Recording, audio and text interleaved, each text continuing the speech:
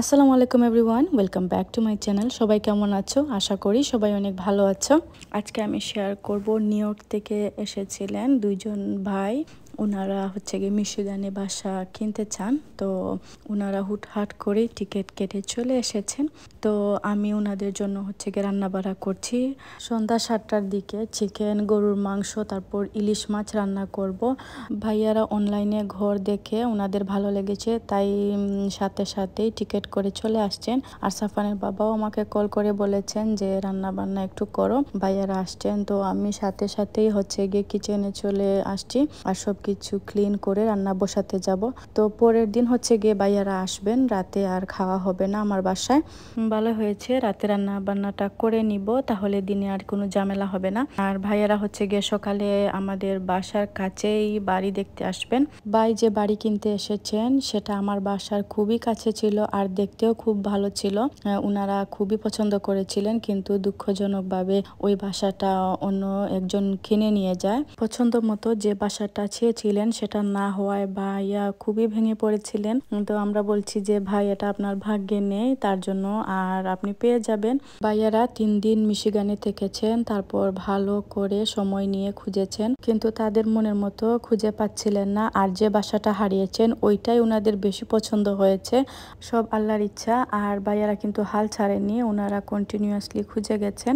তো একটা বাসা ওনাদের পছন্দ হয়েছে লাস্ট পর্যায়ে। তো ভাইয়ারা অফার করেছেন যে সেলর আছে তাদের কাছে, তো ওনারা বলছেন জানাবেন, কারণ ওনাদের একটা বাজেট আছে, সেই বাজেট থেকে একটু বেশি দিতে হয়। তো ওনাদের মন মতো হলে তখন ওনারা হ্যাঁ কিংবা না সেটা জানান আর কি। আমরা যখন এসেছিলাম সেই বাসাটা এখন ডবল হয়ে গেছে দাম। আর যেহেতু ওনারা সিটি মুভ করতে চাচ্ছেন, তাহলে বাচ্চা বড় হওয়ার আগেই আসা উচিত। ভাইয়ারা এখন ডিসাইড করছেন বাসা নেবেন, এটা খুবই ভালো হয়েছে। না হলে ধীরে ধীরে আরো দাম বেড়ে যাবে, কারণ না হলে বাচ্চারা হচ্ছে অ্যাডজাস্ট হয়ে যায় যেখানেই থাকে।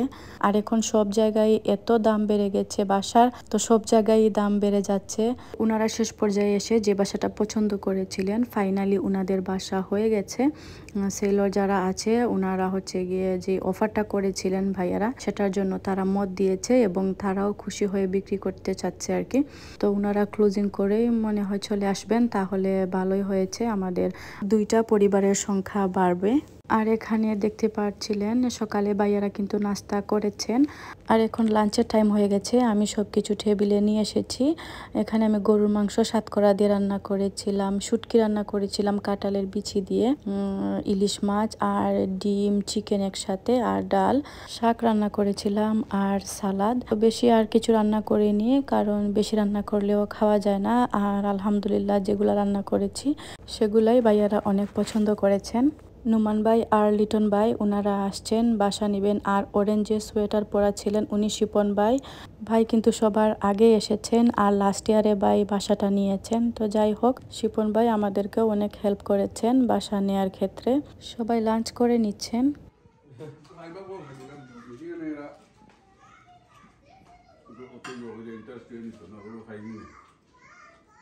শিপন ভাইয়ের ফ্যামিলিও এসেছেন, তো ভাবি আর আমি খেয়ে নিব ওনারা খাওয়া শেষ হয়ে গেলে। এখন ওনারা চলে গেছেন বাহিরে। আমি এই ডিমের খোসাগুলাকে ভেঙে নিচ্ছি। তো লাস্ট ভিডিওতে দেখিয়েছিলাম যেগুলাতে শুকাতে দিচ্ছি। তো প্রথমে হচ্ছে গিয়ে এগুলাকে একটু শুকিয়ে নিয়েছি। একটা পাথরের সাহায্যে চাইছিলাম যেগুলা ভেঙে গুঁড়ো করব, কিন্তু দেখি না এতগুলো আমি কি করে গুঁড়ো করব। তারপর একটা ব্লেন্ডারে নিয়ে নিলাম। ব্লেন্ডারে দেওয়ার সাথে সাথেই এক নিমিষেই গুঁড়ো হয়ে যাচ্ছে। আর ভালোই হয়েছে, আর কষ্ট করতে হলো না।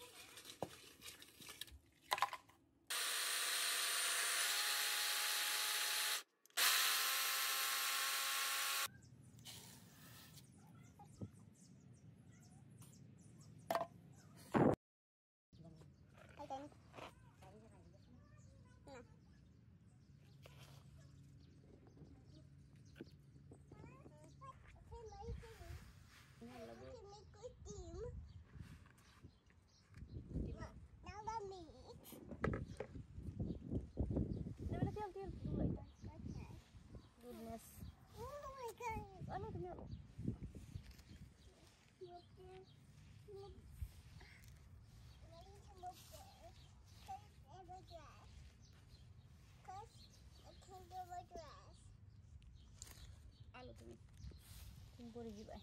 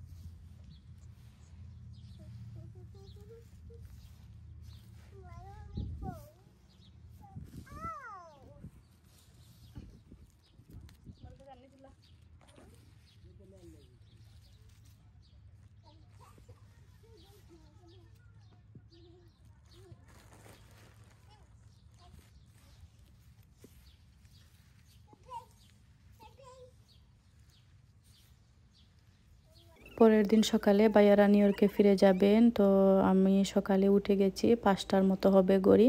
উঠেই আমি প্রথমে হচ্ছে গিয়ে রুটি বানিয়ে নিয়েছি। ডোমেস্টিক ফ্লাইটে যাবেন, কিন্তু তারপরও অনেক সময় লেটও হয়ে যায়।